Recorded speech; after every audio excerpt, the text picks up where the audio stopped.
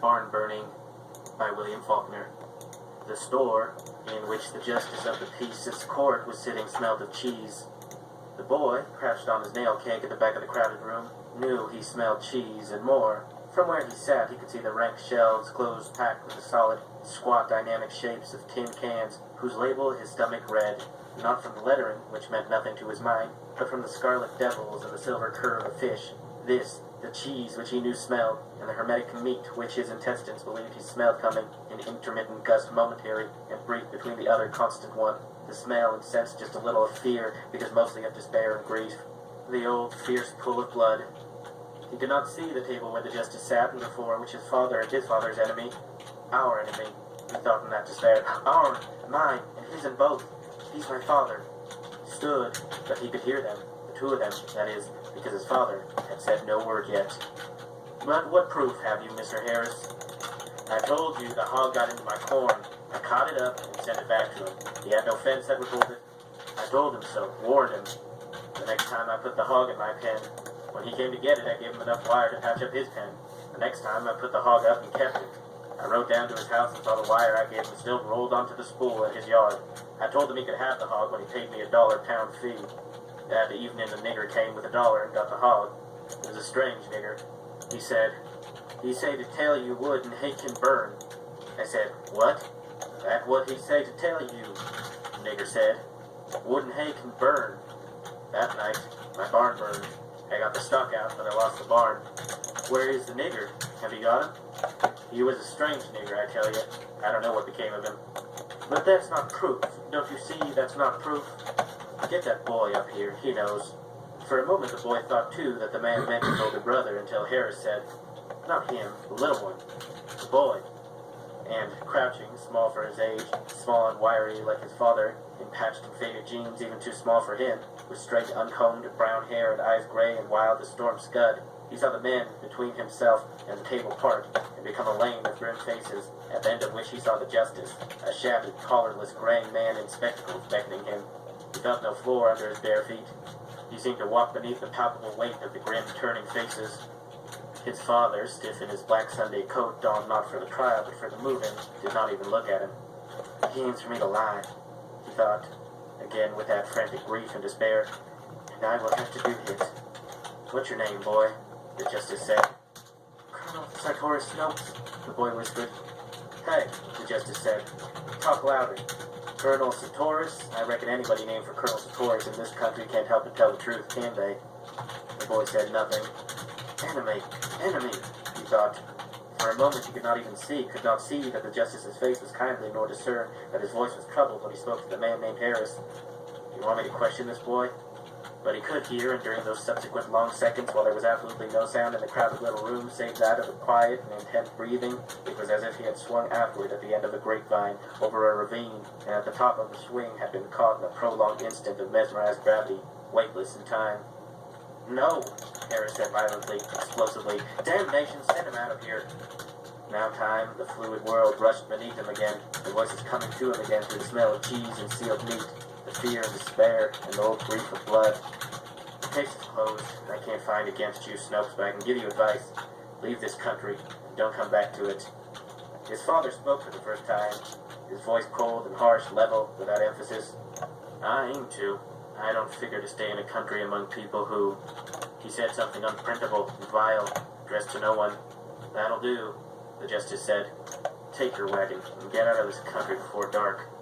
Case dismissed. His father turned, and he followed the stiff black coat, the wiry figure walking a little stiffly from where a Confederate's provost man's musket ball had taken him in the heel on a stolen horse 30 years ago. Followed with two backs now, since between the two lines of grim-faced men and out of the store, and across the worn gallery and down the sagging steps, and among the dogs and half-grown boys in the mild May dust, where as he passed, a voice hissed, Barnburner! Again he did not see, whirling. There was a face in the red haze, moonlight, bigger than the full moon, the owner of it half again his size, he leaping in the red haze toward the face, feeling no blow, feeling no shock when his head struck the earth, scrabbling up and leaping again, feeling no blow this time either, and tasting no blood, scrabbling up to see the other boy in full flight, and himself already leaping into pursuit as his father's hand jerked him back, a harsh, cold voice speaking above him.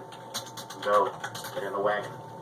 He stood in a grove of locusts and mulberries across the road. His two wholesome sisters in their Sunday dresses, and his mother and her sister in calico and sunbonnets were already in it, sitting on and among the sorry residue of the dozen and more movings, which even the boy could remember: the battered stove, the broken beds and the chairs, the clock inlaid with mother of pearl, which would not run, stopped at some 14 minutes past 2 o'clock of a dead and forgotten day and time, which had been his mother's dowry.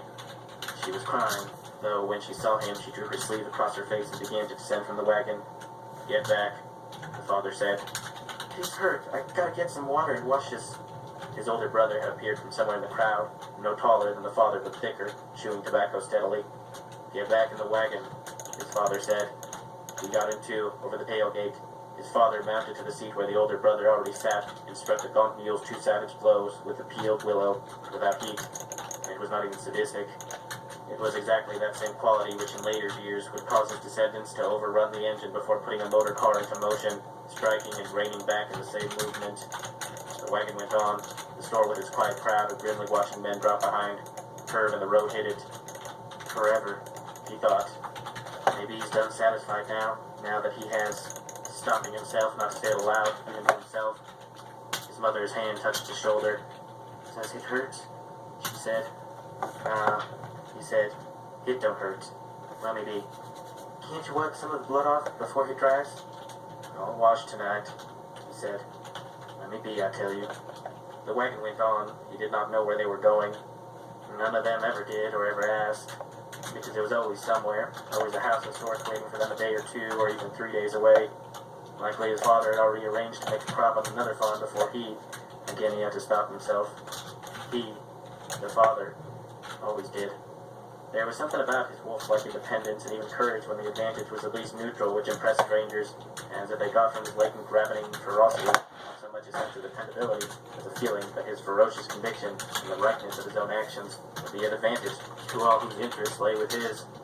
That night they camped in a grove of oaks and beeches where a spring ran. The nights were still cool and they had fire against it, of a rail lifted from a nearby fence and cut into length. A small fire, neat, niggard almost, a shrewd fire. Such fires were his father's habit and custom always, even in freezing weather. Older, the boy might have remarked this and wondered why not a big one. Why should not a man who had not only seen the waste and extravagance of war, but who had in his blood an inherent voracious prodigality, with material not his own, have burned everything in sight? Then he might have gone a step farther and thought that was the reason. That niggard blaze was the living fruit of nights passed during those 4 years in the woods hiding from all men, blue or gray, with his strings of horses, captured horses, he called them. And older still, he might have divined the true reason, that the element of fire spoke to some deep mainspring of his father's being, as the element of steel or powder spoke to other men, as the one weapon for the preservation of integrity. Else breath were not worth the breathing, and hence be regarded with respect and used with discretion. But he did not think this now, and he had seen those same niggard blazes all his life. He merely ate his supper beside it and was already half asleep over his iron plate when his father called him, and once more he followed the stiff back, the stiff and ruthless limp, up the slope and on to the starlit road where, turning, you could see his father against the stars, with that face or depth of shape black, flat, and bloodless, as though cut from tin in the iron folds of the frock coat which had not been made for him, the voice harsh like tin, and without heat like tin. "You were fixing to tell him. You would have told him." He didn't answer. His father struck him with the flat of his hand on the side of the head, hard but without heat, exactly as he had struck the 2 mules at the store, exactly as he would strike either of them with any stick in order to kill a horsefly, his voice still without heat or anger. "You're getting to be a man. You gotta learn. You gotta learn to stick to your own blood, or you ain't gonna have any blood to stick to you. You think either of them, any man there this morning would? Don't you know all they wanted was a chance to get at me, because they knew I had them beat, eh?" Later, 20 years later, he would tell himself, "If I had said they wanted only truth, justice, he would have hit me again." But now he said nothing. He was not crying. He just stood there. "Answer me," his father said. "Yes," he whispered. His father turned. "Get on the bed. Be there tomorrow." Tomorrow they were there. In the early afternoon the wagon stopped before a paintless 2-room house identical almost with the dozen others it had stopped before, even in the boy's 10 years, and again, as on the other dozen occasions, his mother and aunt got down and began to unload the wagon, although his 2 sisters and his fathers and brother had not moved. "Likely hit ain't fittin' for hogs," one of the sisters said. "Nevertheless, fit it will, and you'll hog it and like it," his father said. "Get out of them chairs and help your ma unload." The The two sisters got down, big, bovine, in a flutter of cheap ribbons. One of them drew from the jumbled wagon bed a battered lantern, the other a worn broom. His father handed the reins to the older son and began to climb stiffly over the wheel. When they get unloaded, take the team to the barn and feed them. Then he said, at first the boy thought he was still speaking to his brother. Come with me. Me? He said. Yes. His father said, you. Abner? His mother said. His father paused and looked back, the harsh level stare beneath his shaggy, graying, irascible brows. I reckon I'll have a word with the man that aims to begin tomorrow owing me body and soul for the next 8 months. They went back up the road. A week ago, or before last night that is, he would have asked where they were going, but not now. His father had struck him before last night, but never before had he paused afterward to explain why. It was as if the blow and the following calm, an outrageous voice still rang, repercussed, divulging nothing to him save the terrible handicap of being young, the light weight of his few years, just heavy enough to prevent his soaring free of the world as it seemed to be ordered, but not heavy enough to keep him footed solid in it, to resist it and try to change the course of its events. Presently, he could see the grove of oaks and cedars and the other flowering trees and shrubs where the house would be, though not the house yet. They walked beside a fence, masked with honeysuckle and Cherokee roses, and came to a gate swinging open between 2 brick pillars, and now, beyond the sweep of drive, he saw the house for the first time, and at that instant he forgot his father, and the terror, and despair both, and even when he remembered his father again, who had not stopped, the terror and despair did not return. Because for all the 12 movings, they had sojourned until now in a poor country, a land of small farms and fields and houses, and he had never seen a house like this before. It's big as a courthouse, he thought quietly, with a surge of peace and joy whose reason he could not have thought into words, being too young for that. They are safe from him. People whose lives are a part of his peace and dignity are beyond his touch. He no more to them than a buzzing wasp, capable of stinging for a little moment, that's all. The spell of this peace and dignity rendering even the barns and stable and cribs which belonged to it impervious to the puny flames he might contrive. This, the peace and joy, ebbing for an instant as he looked again at the stiff black back, the stiff and implacable limp of the figure which was not dwarfed by the house for the reason that it had never looked big anywhere, and which now, against the serene columned backdrop, had more than ever that impervious quality of something cut ruthlessly from tinned, depthless, as though, sidewise to the sun, it would cast no shadow. Watching him, the boy remarked the absolutely undeviating course which his father held and saw the stiff foot cut squarely down in a pile of fresh droppings where a horse had stood in the drive, and which his father could have avoided by a simple change of stride. But it ebbed only for a moment, though he could not have thought this into words either. Walking on in the spell of the house, which he could even want, but without envy, without sorrow, certainly never with that ravening and jealous rage which, unknown to him, walked in the iron-like black coat before him.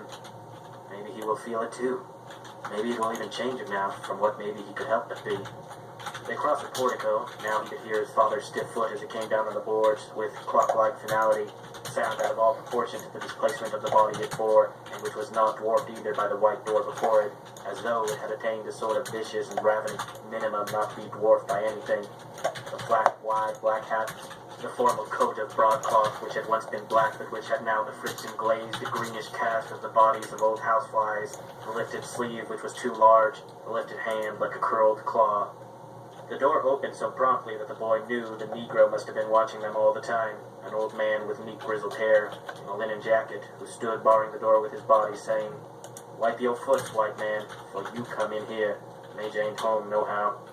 Get out of my way, nigger," his father said, without heat too, flinging the back door and the Negro also and entering, his hat still on his head. And now the boy saw the prints of the stiff foot of the door jamb, and saw them appear on the pale rug behind the machine-like deliberation of the foot which seemed to bear, or transmit, twice the weight which the body compassed. The Negro was shouting, "Miss Lula! Miss Lula!" somewhere behind them. Then the boy, deluged as though by a warm wave, by a suave turn of carpeted stair, and attendant glitter of chandeliers, and a mute gleam of gold frames, heard the swift feet and saw her too, a lady. Perhaps he had never seen her like before, in a gray, smooth gown with lace at the throat, and an apron tied at the waist, and the sleeves turned back, wiping cake or biscuit dough from her hands with a towel as she came up the hall, looking not at his father at all, but at the tracks on the blonde rug with an expression of incredulous amazement. "I tried," the Negro cried. "I told him to." "Will you please go away?" she said in a shaking voice. Major Despain is not at home. Will you please go away? His father had not spoken again. He did not speak again. He did not even look at her. He just stood stiff in the center of the rug, in his hat, the shaggy iron-gray brows twitching slightly above the pebble-colored eyes as he appeared to examine the house with a brief deliberation. Then, with the same deliberation, he turned. The boy watched him pivot on the good leg and saw the stiff foot drag round the arc of the turning, leaving a final long and fading smear. His father never looked at it. He never once looked down at the rug. The Negro held the door and closed behind them upon the hysteric and indistinguishable woman wail. His father stopped at the top of the steps and scraped his boot clean on the edge of it. At the gate he stopped again. He stood for a moment, planted stiffly on the stiff foot, looking back at the house. "Pretty and white, ain't it?" he said. "That's sweat. Nigger sweat. Maybe it ain't white enough yet to suit him. Maybe he wants to mix some white sweat with it." 2 hours later, the boy was chopping wood behind the house, within which his mother and aunt and the two sisters, the mother and aunt, not the two girls, he knew that, even at this distance and muffled by walls, loud voices of the two girls emanated in incorrigible idle inertia, were setting up the stove to prepare a meal, when he heard the hooves and saw the linen-clad man on a fine sorrel mare, whom he recognized even before he saw the rolled rug in front of the Negro youth, following on a fat bay-carriage horse, a suffused, angry face vanishing, still at full gallop, beyond the corner of the house where his father and brother were sitting in the two tilted chairs, and a moment later, almost before he could have put the axe down, he heard the hooves again and watched the sorrel mare go back out of the yard, already galloping again. Then his father began to shout one of the sisters' names, who presently emerged backward from the kitchen door, dragging the rolled rug along the ground by one end while the other sister walked behind it. "If you ain't going to tote, go on and set up the washpot," the first said. "You, satyr," the second shouted, "set up the washpot." His father appeared at the door, framed against that shabbiness as he had been against that other bland perfection, impervious to either, the mother's anxious faces at his shoulder. "Go on," the father said. "Pick it up." The two sisters stooped, broad, lethargic, stooping. They presented an incredible expanse of pale cloth and a flutter of tawdry ribbons. "If I thought enough of a rug to have to get hit all the way from France, I wouldn't keep it where folks coming in would have to tromp on it," the first said. They raised the rug. "Abner," the mother said, "let me do it." "You go back and get dinner," his father said. "I'll tend to this." From the wood pile through the rest of the afternoon, the boy watched them. The rug spread flat in the dust beside the bubbling wash-pot, the two sisters stooping over it with that profound and lethargic reluctance, while the father stood over them in turn, implacable and grim, driving them, though never raising his voice again. He could smell the harsh homemade lie they were using. He saw his mother come to the door once and look toward them with an expression not anxious now, but very like despair. He saw his father turn, and he fell to with the axe and saw from the corner of his eyes his father raise from the ground a flattish fragment of fieldstone and examine it and return to the pot. And this time his mother actually spoke. "Abner, Abner, please don't. Please, Abner." Then he was done too. It was dusk. The whippoorwills had already begun. He could smell coffee from the room where they would presently eat the cold food remaining from the mid-afternoon meal, though when he entered the house he realized they were having coffee again, probably because there was a fire on the hearth, before which the rug now lay spread over the backs of the two chairs. The tracks of his father's foot were gone. Where they had been were now long, water-cloudy scoriations resembling the sporadic course of a Lilliputian mowing machine. It still hung there while they ate the cold food and then went to bed, scattered without order or claim up and down the two rooms, his mother in one bed, where his father would later lie, the older brother in the other, himself, the aunt, and the two sisters on pallets on the floor. But his father was not in bed yet. The last thing the boy remembered was the deathless, harsh silhouette of the hat and coat bending over the rug, and it seemed to him that he had not even closed his eyes when the silhouette was standing over him, the fire almost dead behind it, the stiff foot prodding him awake. "Catch up the mule," his father said. When he returned with the mule, his father was standing in the black door, the rolled rug over his shoulder. "Ain't you going to ride?" he said. "No. Give me your foot." He bent his knee into his father's hand. The wiry, surprising power flowed smoothly, rising, he rising with it, onto the mule's bare back. They had owned a saddle once. The boy could remember it, though not when or where, and with the same effortlessness his father swung the rug up in front of him. Now in the starlight they retraced the afternoon's path, up the dusty road rife with honeysuckle, through the gate and up the black tunnel of the drive to the lightless house, where he sat on a mule and felt the rough warp of the rug drag across his thighs and vanish. "Don't you want me to help?" he whispered. His father did not answer, and now he heard again that stiff foot striking the hollow portico with that wooden and clock-like deliberation, that outrageous overstatement of the weight it carried. The rug hunched, not flung. The boy could tell that even in the darkness. From his father's shoulders struck the angle of wall and floor with a sound unbelievably loud, thunderous, then the foot again, unhurried and enormous. A light came on in the house, and the boy sat, tense, breathing steadily and quietly, and just a little fast, though the foot itself did not increase its speed at all, descending the steps now. Now the boy could see him. "Don't you want to ride now?" he whispered. "We can both ride now." The light within the house altering now, flaring up and sinking. "He's coming down the stairs now," he thought. He had already ridden the mule up beside the horse block. Presently his father was up behind him, and he doubled the reins over and slashed the mule across the neck.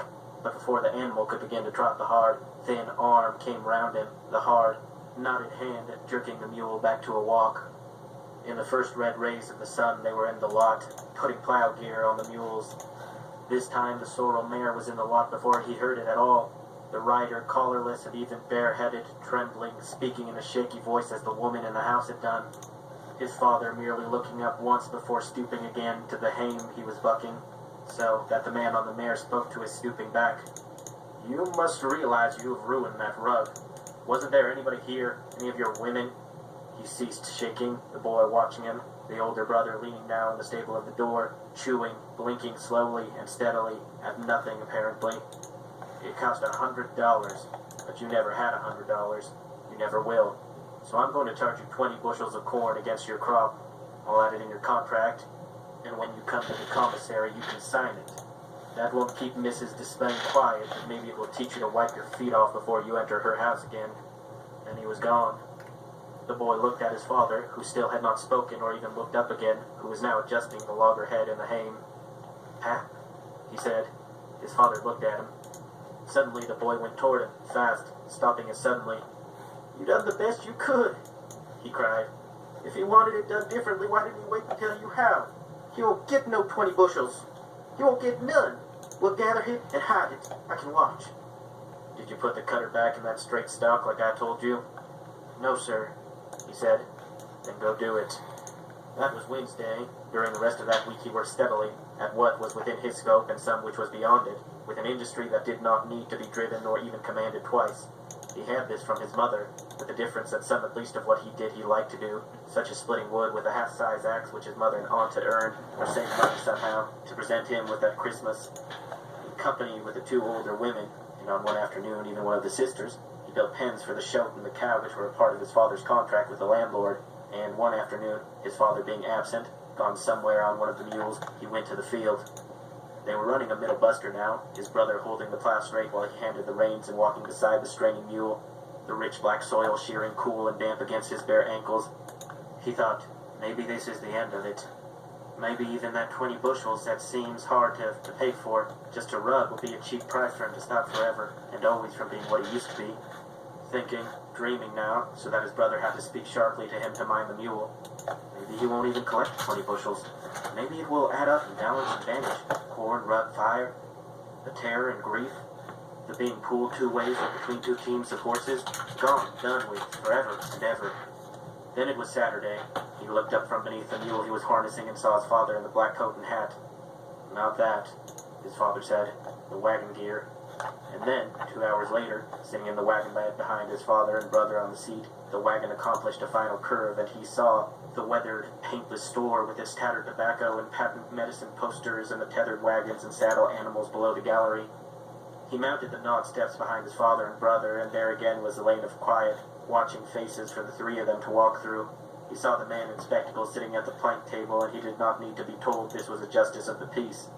He sent one glare of fierce, exultant, partisan defiance at the man in collar and cravat now, whom he had seen but twice before in his life, and that on a galloping horse, who now wore on his face an expression not of rage, but of amazed unbelief which the boy could not have known was at the incredible circumstances of being sued by one of his own tenants, and came and stood against his father and cried at the justice, "He ain't done it! He ain't burnt!" "Go back to the wagon," his father said. "Burnt?" the justice said. "Do I understand that this rug was burned too? Does anybody here claim it was?" His father said. "Go back to the wagon." But he did not. He merely retreated to the rear of the room, crowded as that other had been, but not to sit down this time. Instead, to stand pressing among the motionless bodies, listening to the voices. And you claim 20 bushels of corn is too high for the damage you did to the rug? He brought the rug to me and said he wanted the tracks washed out of it. I washed the tracks out and took the rug back to him. But you didn't carry the rug back to him in the same condition it was in before you made the tracks on it. His father did not answer, and now for perhaps half a minute there was no sound at all save that of breathing, the faint, steady suspiration of complete and intent listening. You decline to answer that, Mr. Snopes? Again his father did not answer. I'm going to find against you, Mr. Snopes. I'm going to find that you were responsible for the injury to Major Despain's rug and hold you liable for it. But 20 bushels of corn seems a little high for a man in your circumstances to have to pay. Major Despain claims it cost $100. October corn will be worth about 50 cents. I figure that if Major Despain can stand a $95 loss on something he paid cash for, you can stand a $5 loss you haven't earned yet. I hold you in damages to Major Despain to the amount of 10 bushels of corn over and above your contract with him, to be paid to him out of your crop at gathering time.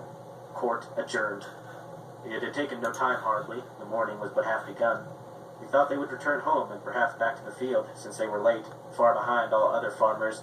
But instead his father passed on behind the wagon, merely indicating with his hand for the older brother to follow with it, and he crossed the road toward the blacksmith shop opposite, pressing on after his father, overtaking him, speaking, whispering up at the harsh, calm face beneath the weathered hat. He won't get no 10 bushels neither. He won't get one.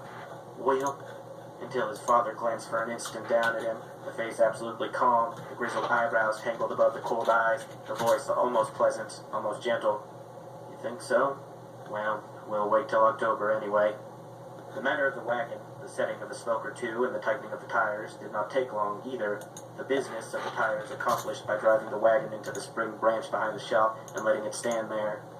The mules nuzzling into the water from time to time, and the boy on the seat with the idle reins, looking up at the slope and through the sooty tunnel of the shed where the slow hammer rang, and where his father sat on an up-ended cypress bolt, easily, either talking or listening, still sitting there when the boy brought the dripping wagon up out of the branch and halted it before the door. Take them on to the shade and hitch, his father said.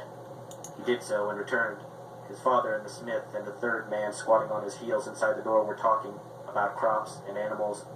The boy, squatting too in the ammoniac dust and hoof parings and scales of rust, heard his father tell a long and unhurried story out of the time before the birth of the older brother even, when he had been a professional horse trader.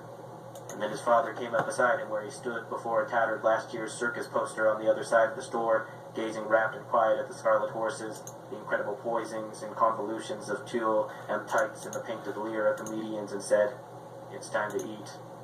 But not at home. Squatting beside his brother against the front wall, he watched his father emerge from the store and produce from a paper sack a segment of cheese and divide it carefully and deliberately into 3 with his pocket knife, and produce crackers from the same sack. They all 3 squatted on the gallery and ate, slowly, without talking. Then, in the store again, they drank from a tin dipper, tepid water smelling of the cedar bucket and of living beech trees. And still they did not go home. It was a horse lot this time, a tall rail fence upon and along which men stood and sat, and out of which one by one horses were led, to be walked and trotted and then cantered back and forth along the road, while the slow swapping and buying went on, and the sun began to slant westward, they, the 3 of them, watching and listening, the older brother with his muddy eyes and his steady, inevitable tobacco, the father commenting now and then on certain of the animals, to no one in particular. It was after sundown when they reached home. They ate supper by lamplight. Then, sitting on the doorstep, the boy watched the night fully accomplished, listening to the whippoorwills and the frogs, when he heard his mother's voice. "Abner, no, no, oh God, Abner!" And he rose, whirled, and saw the altered light through the door where a candle stub now burned in a bottleneck on the table, and his father, still in the hat and coat, at once formal and burlesque as though dressed carefully for some shabby and ceremonial violence, emptying the reservoir of the lamp back into the 5-gallon kerosene can from which it had been filled, while the mother tugged at his arm until he shifted the lamp to the other hand and flung her back, not savagely or viciously, just hard, into the wall, her hands flung out against the wall for balance, her mouth opened and in her face the same quality of hopeless despair as had been in her voice. And his father saw him standing in the door. "Go to the barn and get that can of oil we were oiling the wagon with," he said. The boy did not move. Then he could speak. "What?" she cried. "What are you—" "Go get that oil," his father said. "Go." Then he was moving, running outside the house toward the stable. This, the old habit, the old blood which he had not been permitted to choose for himself, which had been bequeathed him willy-nilly and which had run for so long, and who knew where, battening on what of outrage and savagery and lust, before it came to him. I could keep on, he thought. I could run on and never look back, never need to see his face again. Only I can't. I can't. The rusted can in his hand now, the liquid splashing in it as he ran back to the house and into the sound of his mother's weeping in the next room, and handed the can to his father. "Ain't you going to even send a nigger?" he cried. "At least you sent a nigger before." This time his father didn't strike him. The hand came even faster than the blow had. The same hand which had set the can on the table with almost excruciating care, flashing from the can toward him too quick for him to follow it, gripping him by the back of the shirt and onto tiptoe before he had seen it quit the can, the face stooping at him in breathless and frozen ferocity, the cold, dead voice speaking over him to the older brother who leaned against the table, chewing with that steady, curious, sidewise motion of cows. "Empty the can into the big one and go on. I'll catch up with you." "Better time to the bedpost," the brother said. "Do like I told you," the father said. Then the boy was moving, his bunched shirt and the hard, bony hand between his shoulder blades, his toes just touching the floor, across the room and into the other one, past the sisters sitting with spread, heavy thighs in the two chairs over the cold hearth, and to where his mother and aunt sat side by side on the bed, the aunt's arms about his mother's shoulders. "Hold him," the father said. The aunt made a startled movement,